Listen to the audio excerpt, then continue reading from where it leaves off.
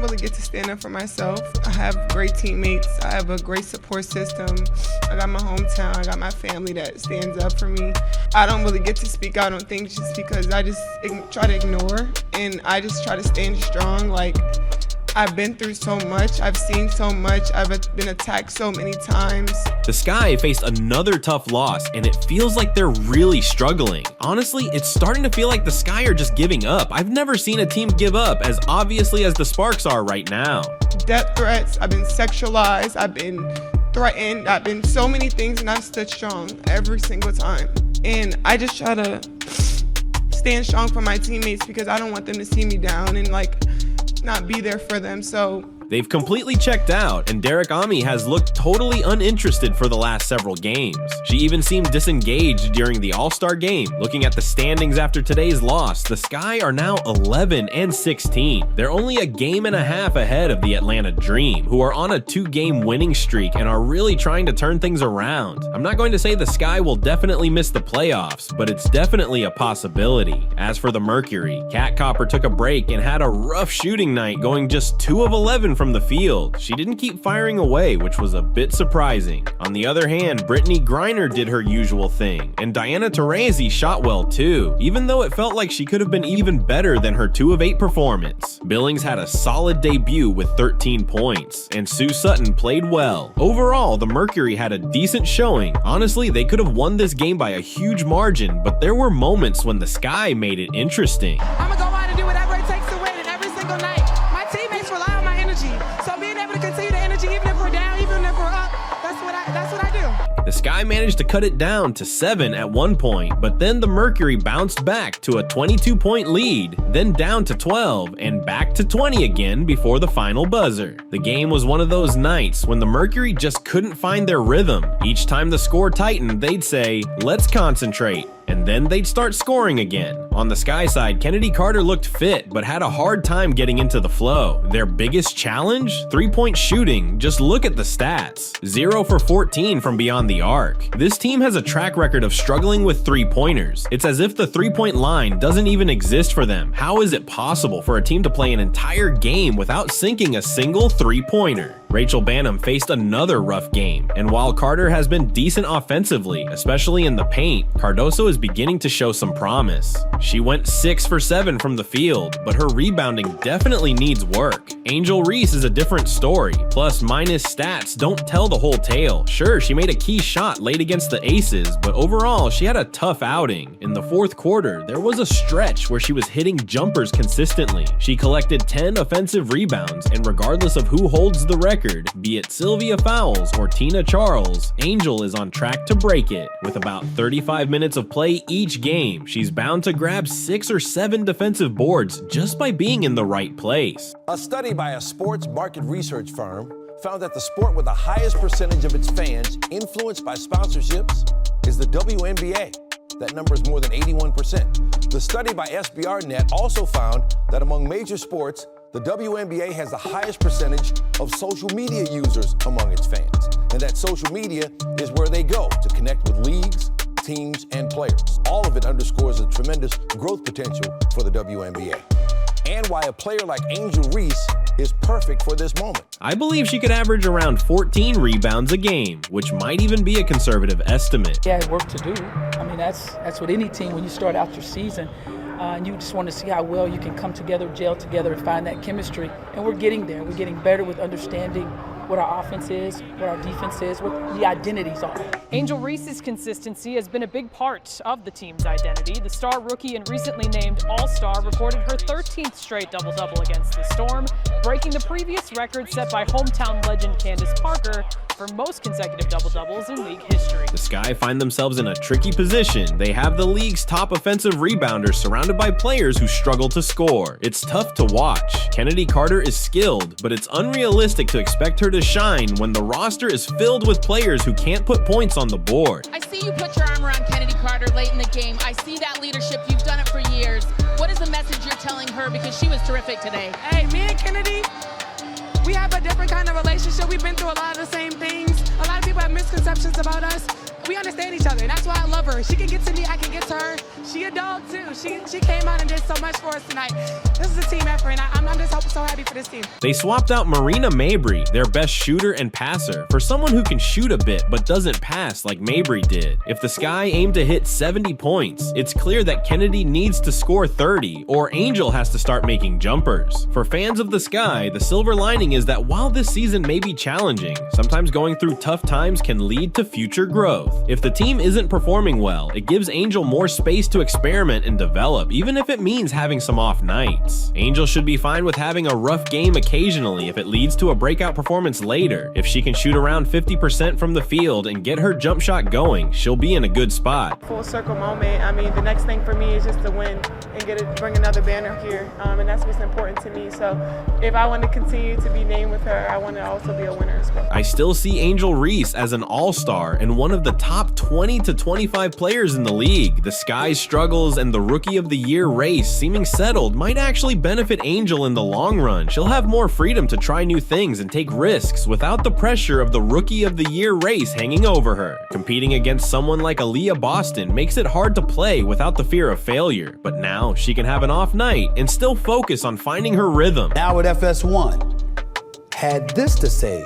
about Angel Reese this week. Quote, Angel Reese, you can't be the big bad wolf and then kind of cry like Courage the Cowardly Dog. Nobody mourns when the villain catches an L. And Angel Reese, you're self-proclaimed to be the villain. I think that's a bit excessive. Like Emmanuel Acho, got mad respect for him, but we don't have to always agree. I really liked how she played toward the end of this game, and right now she's undoubtedly the best offensive rebounder in basketball. I think that when you take into account the fact that this is a young lady, yeah, she did wear the villain role on her sleeve, no doubt about that.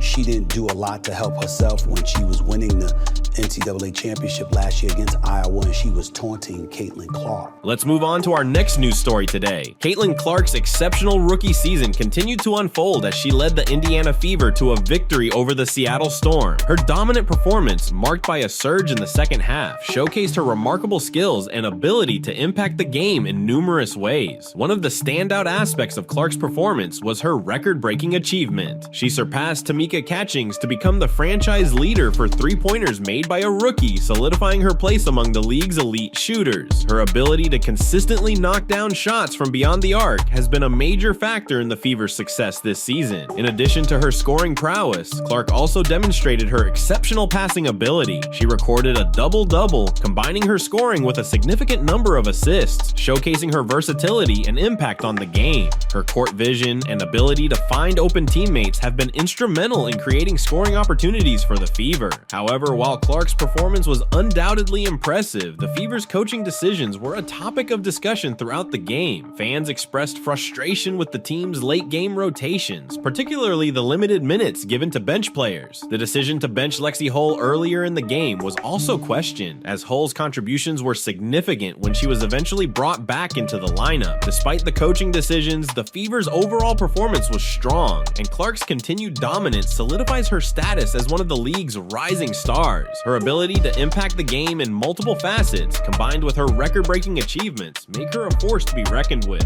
As the season progresses, it will be interesting to see how Clark continues to evolve and contribute to the Fever's success. The Indiana Fever have shared some astonishing figures about their brand's expansion since Caitlin Clark joined the team this season. One particular statistic about video views is truly eye-opening. They have surpassed the NFL, the powerhouse that usually dominates in all areas. I must say, the Indiana Fever deserves some recognition for actively promoting Caitlin Clark for Rookie of the Year, which is well deserved. It was surprising to see that despite all the Fever's posts, there was a noticeable absence of content featuring Clark. If it were up to me, nearly everything would highlight her, yet this data has emerged. The Fever revealed impressive statistics regarding fan engagement this season, so remind me again how Angel Ree and Aja Wilson are the ones making a difference? Not at all. The Fever are gearing up for the second half of the WNBA season after the All-Star and Olympic break. This year, they have significantly elevated fan engagement throughout the league. The Fever currently lead in attendance for both home and away games, with over 186,000 fans attending home games since the season began in May, marking the highest total in the franchise's history and a staggering 265% increase from last year. 4 home games have set new single-game records for merchandise sales at the Gamebridge Fieldhouse team store, which has seen a remarkable jump of over 1,000% in net sales. The Fever rank first in the league for social media engagement, video views, new followers, and total followers. Since April, they have amassed over 800 million video views across all platforms, outpacing teams in the WNBA, NBA, NFL, NHL, and MLB in video consumption during this period. I've been saying that Caitlin Clark might be the biggest sports star in the country, and this data certainly supports that claim. When your video views exceed those of the WNBA, NBA, or the NFL, an entity that typically reigns supreme, that's truly remarkable. The Fever are at the top of the WNBA with 38 national TV games this season, and they've already set network viewership records for 10 of their broadcasts on platforms like ESPN, ION, CBS, and NBA TV. In fact, one of their games became the most watched WNBA matchup in 23 years. Those 800 million video views are truly astounding. But seriously, how can anyone claim that others in the league are responsible for this growth? It's just absurd. The stats clearly show that attendance and ratings don't support that narrative. Plus, the actual revenue from fans willing to pay extra to see Caitlin Clark is significant and speaks volumes. Caitlin Clark has also shared her thoughts about potentially joining Angel Reese in the new women's basketball league, Unrivaled. This league aims to give WNBA players the opportunity to earn enough during the offseason so they won't have to play overseas. Unrivaled will feature 30 players in a 3x3 format with 6 teams, all based in Miami. Some well-known players, including Reese, Kelsey Plum, and Jewel Lloyd, will participate, and they've even secured an NIL deal with Paige Buchers from UConn. While Clark hasn't ruled out playing in the league, she emphasized her current focus. Honestly, I'm just focused on this right now.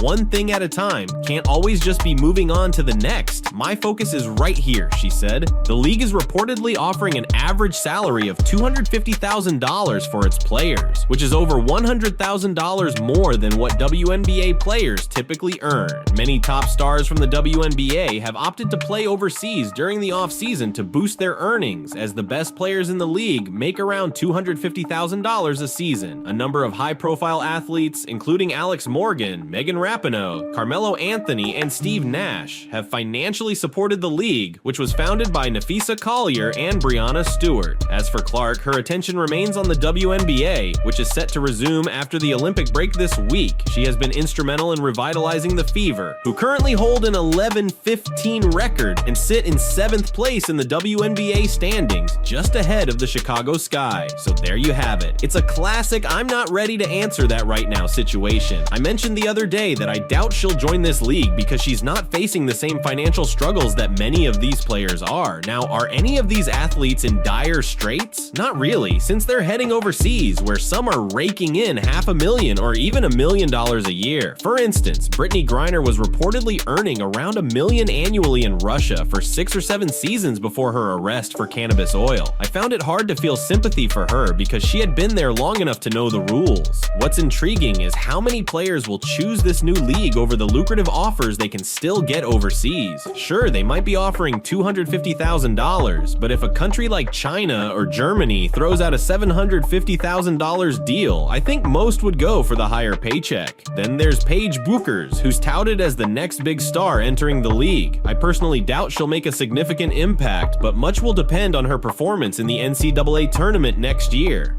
The fact that she's already part of the league through an NIL deal is interesting. If they want this league to thrive, they need to get Caitlin Clark involved, because based on the data, it seems like viewership will be lacking without her. To put things in perspective, Las Vegas Aces games are pulling in about 500,000 viewers, while the Indiana Fever are attracting around 2 million. And let's not even get started on the Chicago Sky. They're not drawing much attention either. It's just the way it is. When it comes to video views, the Fever are outpacing the NFL NFL, which is impressive, and content related to Caitlin Clark gets 5 to 10 times more views than anything NFL related. I'm not sure what that says, but the interest is clearly there.